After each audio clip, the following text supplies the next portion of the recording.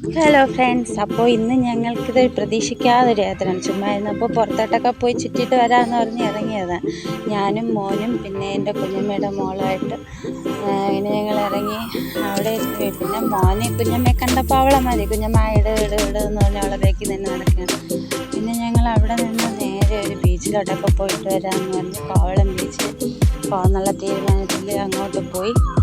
അവിടെ ചെന്ന് പിന്നെ ഞങ്ങൾ കുറച്ച് നേരം അവിടെ കൂടെയൊക്കെ നടന്നു. ഒരു ഐസ്ക്രീമും ചോളമൊക്കെ വാങ്ങിച്ച് കഴിച്ച് കുറേ നേരം കടലിലൊക്കെ കഴിച്ചിട്ട് നേരെ തിരിച്ച് വീട്ടിലോട്ട് വന്നു. പിന്നെ ഇത്രയൊക്കെ ഉള്ളൂ. ബൈ.